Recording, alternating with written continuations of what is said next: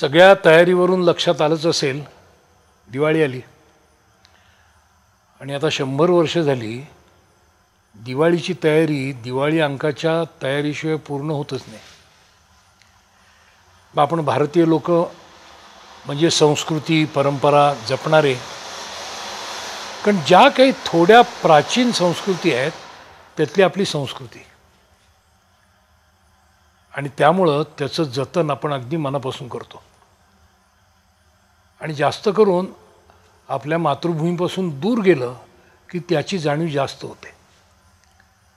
म्हणजे एक वेळ इथला मराठी मनुष्य काही कारणांनी एखादी दिवाळी करणार नाही, पण परदेशात असलेला मराठी माणूस दिवाळी म्हटली की त्याला अगदी भरूनच येतं. आणि मराठीमध्ये दिवाळी अंक हा दिवाळीचा अविभाज्य घटक झाला आहे. मग ह्या वाढत्या तंत्रज्ञानाचा फायदा घेऊन दिवाळी अंकाचं स्वरूपसुद्धा का बदलू नये म्हणून आम्ही आणला आहे एक खास वेगळा दिवाळी अंक, आवर्तन, मराठीतला दृक्श्राव्य दिवाळी अंक.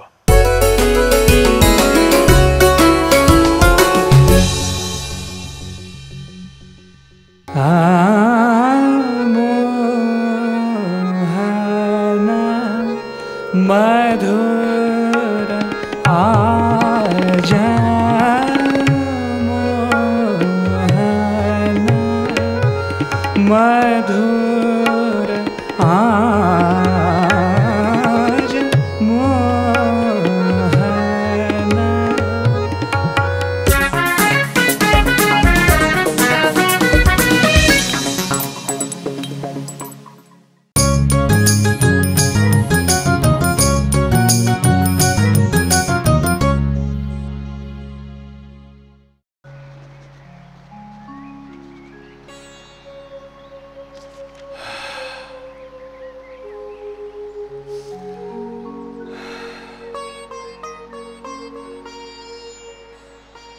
आज खरं तर माझ्या आयुष्याला वेगळंच वळण लागलंय.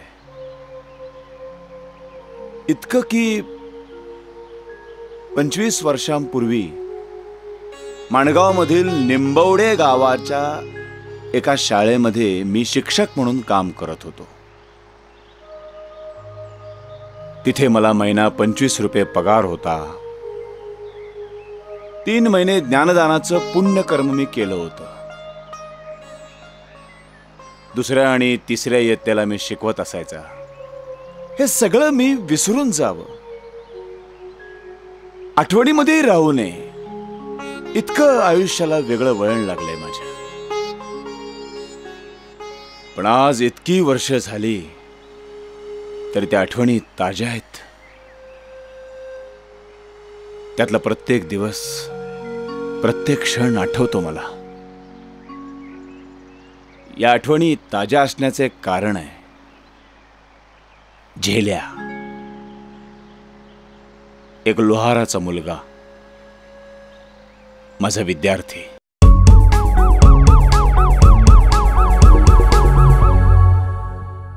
आमचे भाऊ बहिणींनो, आपण पाश्चात्य देशामध्ये राहतं. स्ट्रेस फॅक्टर तुम्ही लोकांना सगळ्यांना माहिती असतात, म्हणून मी रिक्वेस्ट करतो ॲटलिस्ट 20 मिनिट्स पर डे आपण योगाच्यासाठी द्या.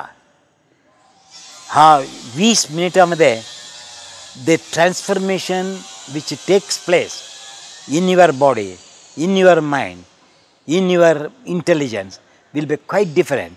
You will be ever fresh, you will be ever green, and yoga of 20 minutes a day will keep you fit for the entire day.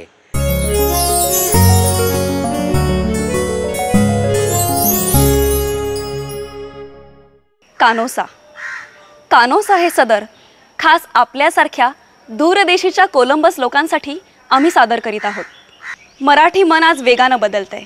Marathi संस्कृती भला मोठा सांस्कृतिक वारसा जपत असतानाच आधुनिकतेकडे वाटचाल करत आहे. मग अशावेळी मराठी एंटरटेनमेंट इंडस्ट्री मागे कशी राहील? बदलते चित्रपट, नाटकं, पुस्तकं, मनोरंजन ह्यांचा घेतलेला कानोसा आम्ही आवर्तनच्या माध्यमातून तुमच्यापर्यंत आणत आहोत.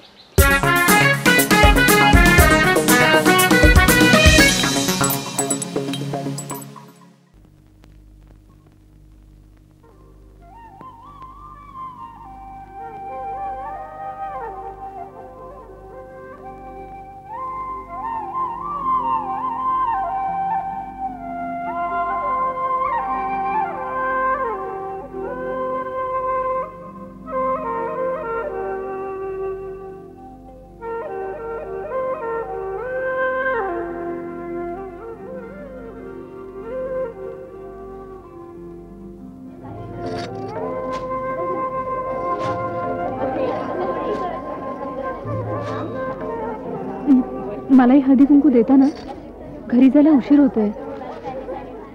मला वाटतं बाई मगाशी येऊन गेलात तुम्ही.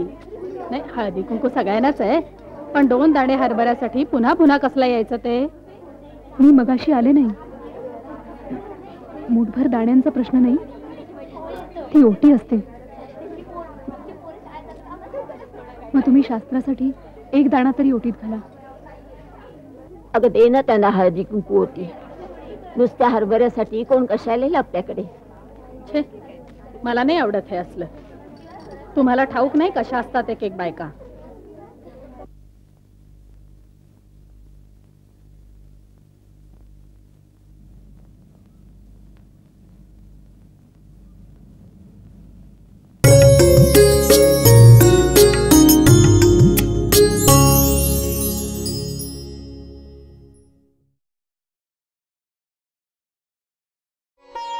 गांधीजींनी त्यांना दिलेल्या अभय साधक या उपाधीला तडा जाणं त्यांना मान्य नव्हतं.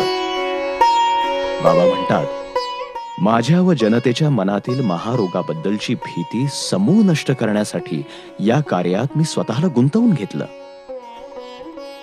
एक अव्याहत प्रवास सुरू झाला आणि इथंच आनंदवनाचं बी रुजलं. ध्येय निश्चिती झाल्यावर पुढचं पाऊल म्हणजे कुष्ठरोगाबद्दल अफाट वाचन, मनन. बाबांनी कलकत्त्याला जाऊन 6 महिन्यांचं रीतसर वैद्यकीय प्रशिक्षण घेतलं आणि सेवा सुरू केली.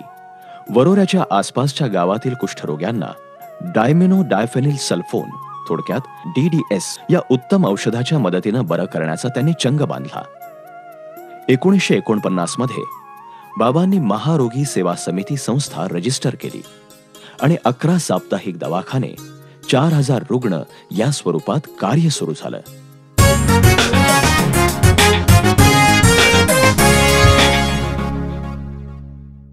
नमस्कार, मी पराग कान्हरे आवर्तनच्या पाककला भागात तुम्हा सर्वांचे स्वागत करतो. दिवाळीची सगळीकडे तयारी चालू हल्ली असेल, दिवाळीचं तुमचं शॉपिंग शो झालेलं असेल. मग आता फराळाला काय करायचं याच्याबद्दल तुमच्या डोक्यात विचार चालू हल्ले असणार. त्याबद्दल मी तुम्हाला 1-2 नाविन्यपूर्ण रेसिपीज देणार आहे आज. पहिली आपली रेसिपी आहे नारळाचे शंकरपाळे. आता आपण शंकरपाळे नेहमी करताना आपण साजूक तूप, दूध, मैदा, साखर हे वापरून आपण नेहमी करतो. त्याच्यातच थोडंसं नारळाचं दूध आणि डेसिकेटेड कोकोनट वापरून आज आपण नारळाचे शंकरपाळे करणार आहोत. आणि दुसरी फारच इंटरेस्टिंग रेसिपी आज आपली आहे ती म्हणजे शेजवान चकली. आता तुम्ही म्हणाल शेजवान आणि चकली असं का बरं? तर आता अमेरिका, इंग्लंड सगळ्याच देशांमध्ये हल्ली इंडो चायनीज नावाचा प्रकार खूप पॉप्युलर झालेला आहे. इंडो चायनीज प्रकार म्हणजे चायनीज जे फूड आहे तर त्याला आपल्या इंडियन डायमेन्शन देऊन आपल्या चवीनुसार केलेलं जे पदार्थ आहेत त्याला इंडो चायनीज कुझिन म्हणतो आम्ही. तर त्याच प्रकारे मी असा विचार केला तर की आपण महाराष्ट्रीयन पदार्थ थोडेसे चायनीज जिन्नस वापरून केलं तर, आणि करून पाहिलं आणि फारच सुरेख लागतं. म्हणून तुम्हा सर्वांशी मी ही रेसिपी आज शेअर करणार